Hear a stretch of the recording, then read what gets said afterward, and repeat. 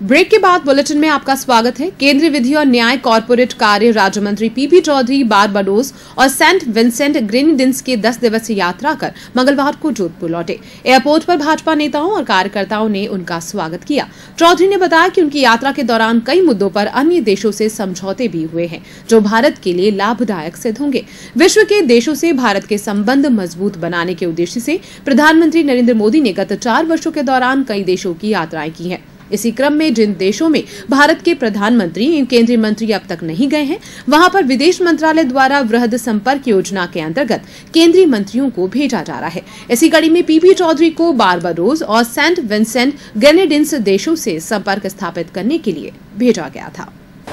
ये दरअसल में मोदी जी का जो विजन है, वृहद संपर्क योजना, एक ऐसी स्कीम जो पूरे विश्व में 193 देश जो हैं, उस 193 में 38 देश ऐसे रहे हुए हैं जिसमें हमारा हाई लेवल डेलीगेशन जो है, कोई मिनिस्टर हैं या प्राइम मिनिस्टर वहाँ नहीं गए हैं। तो प्रधानमंत्री जी का ये मानना है कि 15 मई 2018 तक विश्व का ऐसा देश कोई नहीं रहना चाहिए जहाँ पर हमारे प्रधानमंत्री या हमारा कोई मंत्री नहीं गया हो।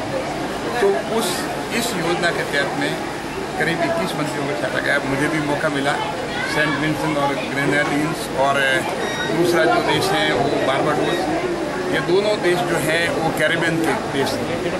तो दोनों जगह गया और दोनों के प्रधानमंत्री से भी मुलाकात हुई, उनके मंत्रियों से भी मुलाकात हुई और बहुत विस्तृत चर्चा हुई। और उन्होंने दोनों देशों ने हमें सपोर्ट भी किया यूनाइटेड नेशंस के, चाहे इंटरनेशनल कोर्ट ऑफ जस्टिस में उसके जज के नॉमिनेशन के मामले हों, चाहे मैरीटाइम ट्रिब्यूनल में हमारा नॉमिनेशन का हो, या और भी मल्टीलेटरल जो यूनाइटेड नेशन के फोरम है, वहाँ पर इन देशों ने हमें मदद की है। तो एक उनको इस बात के धन्यवाद भी देना प्रधानमंत्री जी की तरफ से कि भाई आपने सपोर्ट किया और सपोर्ट बनाए रखे।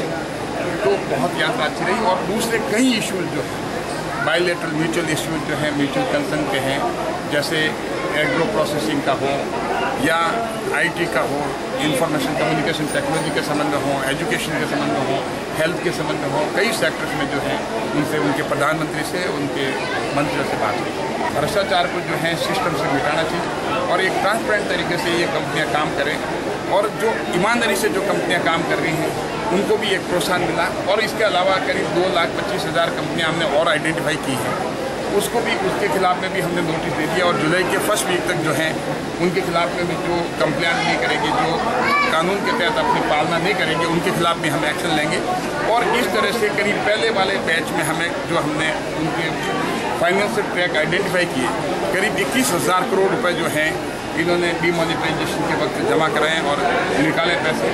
तो इस तरह से काफ़ी कंपनी के खिलाफ में ऐसा पाए जो हमारे हैं उसके तहत में हम एक्शन ले रहे हैं और कार्रवाई उनके खिलाफ कर रहे हैं। सर, वर्तमान सरकार में एक कानून ऐसा भी होना चाहिए कि जिससे कि कम से कम उसको डर लगे, नहीं तो एक माहौल ऐसा बन गया था और इस कानून की सख्त जरूरत थी। मैं धन्यवाद दूंगा हमारे राजस्थान के मुख्यमंत्री जी को भी, जिन्होंने अपने विधानसभा से इस तरह का कानून जो है पारित कराया।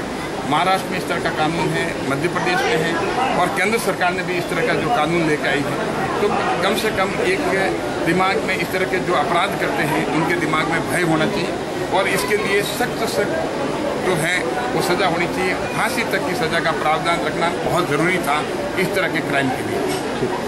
और जहाँ तक भगोड़ा की बात है, तो इस तरह का पहले कानून जो है वो सख्त नहीं था। अब इस तरह के उनके लिए भी कई प्रावधान इस तरह के किए गए हैं, जिससे कि ऐसा नहीं हो कि कोई भी यहाँ पर फ्रॉड करे, क्राइम करे और बाहर चला जाए, तो उसके खिलाफ कभी उसकी प्रॉपर्टी के लिए अटैच की जा सकती है, सारा उसके खिलाफ कार्रवाई की जा सकती है।